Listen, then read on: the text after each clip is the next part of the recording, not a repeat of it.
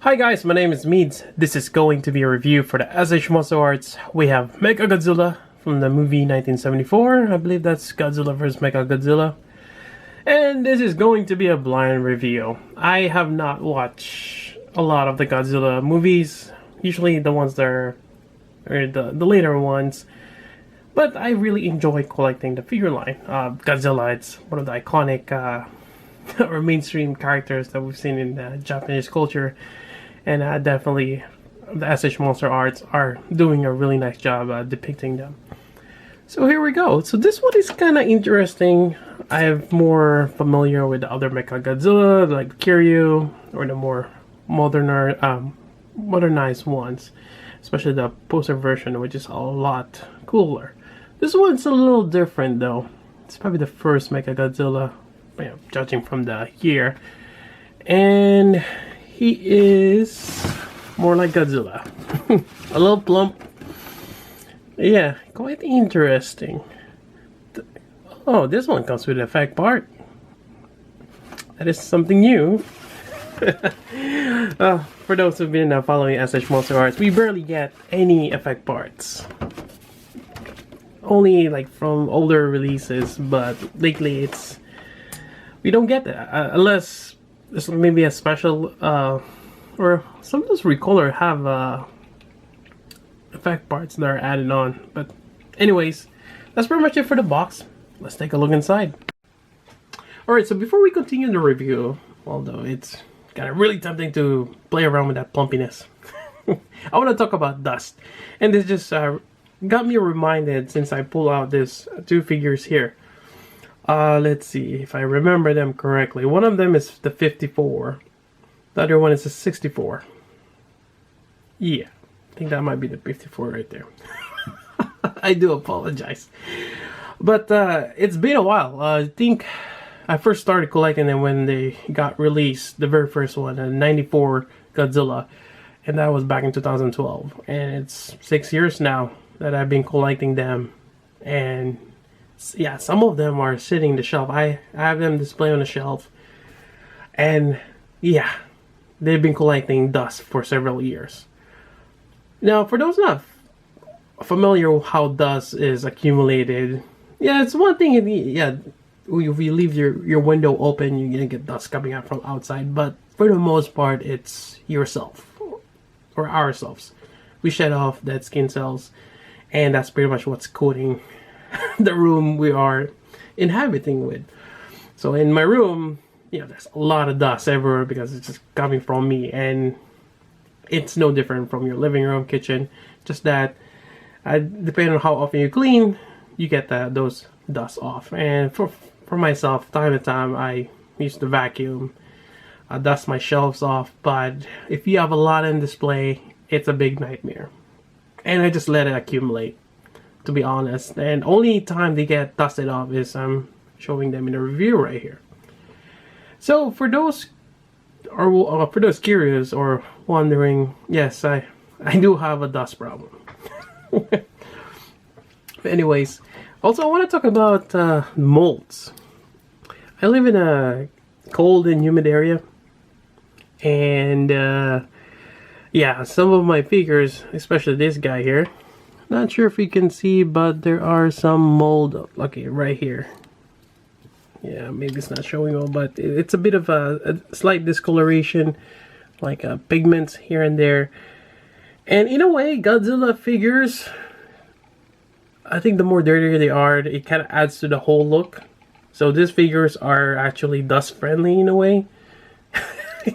It kind of gives them an age look. But it is there, and I find that the best way to clean them, and I think the paint on these guys are fairly sturdy. So I would just use I use toothbrush, or if you have a paintbrush, but I think the toothbrush works well. And slightly wet it and just go brush away. That's what I did for, I think this is 54. If it's 64, my mistake. One of them is, well, these two are 54 and 64. So this one has molds on one of the legs here, but I brushed it off. Yeah, I think it's on this side. I got that off. I got the like the natural color it has before. So there you go. Very easy way to clean your SH MonsterArts. Just use probably go with soft bristle, but a used toothbrush will work quite well. Alright, so I might need to do some cleaning on this guy here. But for comparison, I don't think there is a 1974 Godzilla to go with this Mechagodzilla here. So I'm just gonna use these two guys for comparison. But for those who don't have those two and wondering, you know, how tall is Mechagodzilla here, I have a ruler. Stands about 6 inches, which is kind of standard for your typical SH MonsterArts. For those using metric, which I should be more familiar now, but yeah, I don't. About 15, maybe 15.5 centimeters, or 150 millimeters. Alright, so kind of like your standard size, and for comparison, I also have my curio here, because this is kind of like how I remember Mechagodzilla. So he is kind of tall. Let me move the other Godzilla here. Yep, so in comparison, he is quite tall. Yep. Now I actually went ahead and watched some clips of Godzilla versus Mechagodzilla. Now I'm not sure if that was the real deal, but it's kind of weird where this guy here is wearing a Godzilla suit. I think he was trying to impersonate Godzilla, and in hopes kind of like an even match, hopefully, or even better. But it's kind of silly. Then he kind of sheds it off. Well, there's pilots inside, and he becomes this. So a very interesting take on that. All right. So yeah, quite interesting. Now this one has a lot of interesting details, a lot of rivets. But in the same way too, you got this, it's kind of like a suit. It kind of reminds me of Ultraman, actually, the silver one Ultraman. It's like a knight. Yeah, very interesting design. Actually, let's go ahead and just focus on this one. Let me take out the other Godzilla. Alright, so here we go. Now this is kind of interesting design on the side, but I think that's Mechagodzilla MG. Goes on both sides there.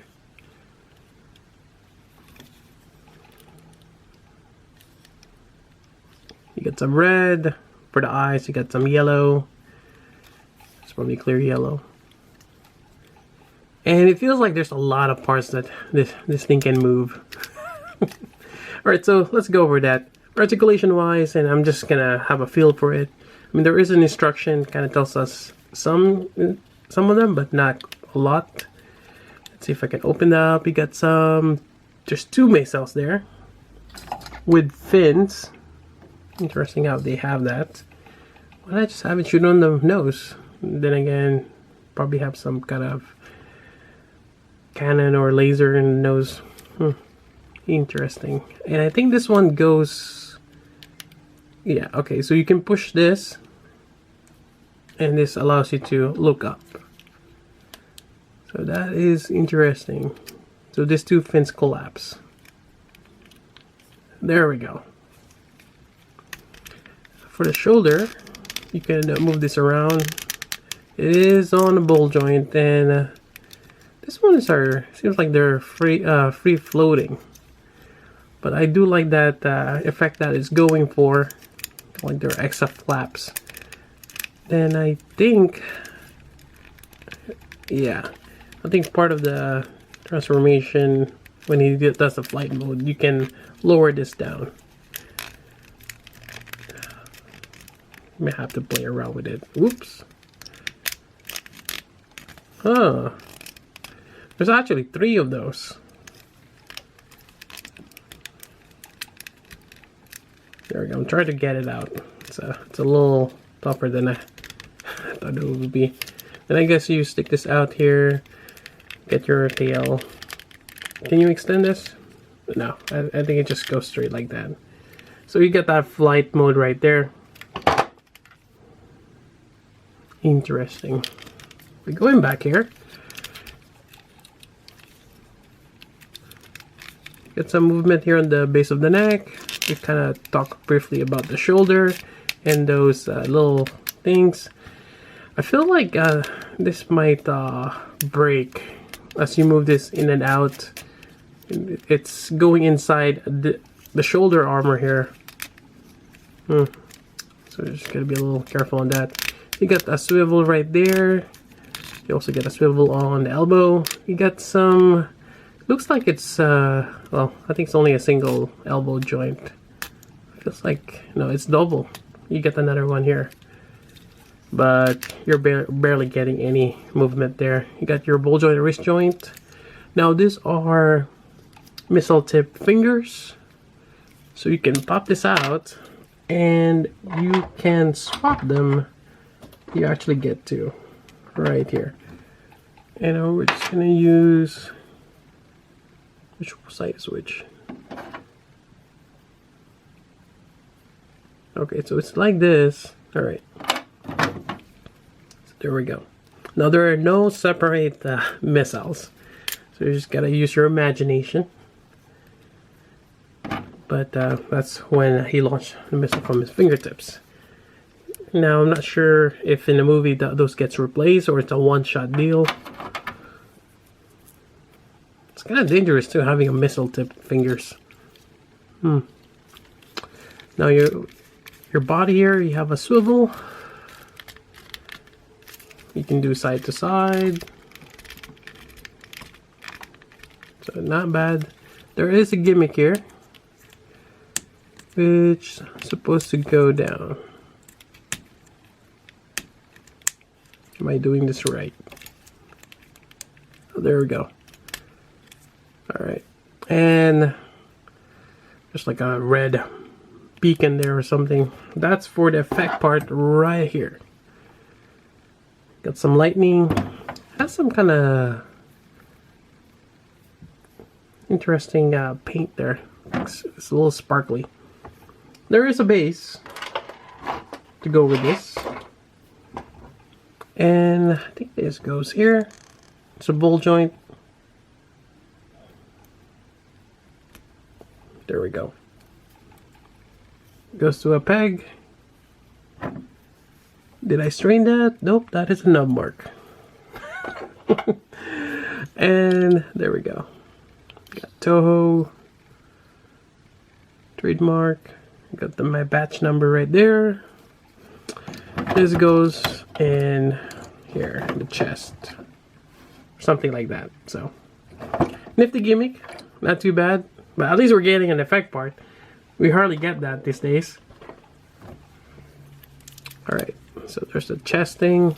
Then we have the waist, or the leg. We can rotate that the back as well. Got some articulation there. Barely can do the split.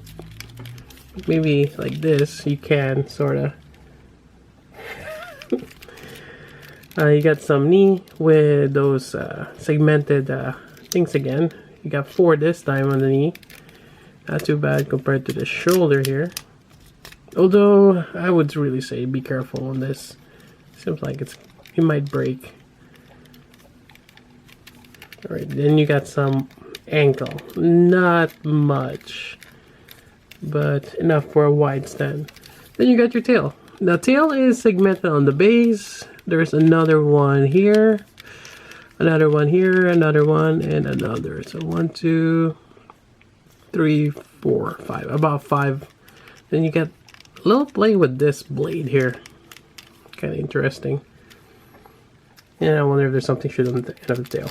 So there we go. That's Mechagodzilla. It does. Whoa! What did I do with it? It does have that really old school look to it. I kind of like it. And that's the thing with Godzilla designs. You kind of see the progression over time. Yeah, you see the progression over time on how the design gets improved. And yeah, definitely comparing this to Kiryu. Yeah, that's a lot of changes. But yeah, I still like the classics. And I think this is a really great addition to your Godzilla collection. And specifically if you want to get the... I think this might be the first Mechagodzilla. Yeah, it's amazing. I like it. Anyways, that's about it for this review. Hope you guys like it. If you got questions, let me know. And I'll still continue collecting SH MonsterArts. I believe 2002 is next.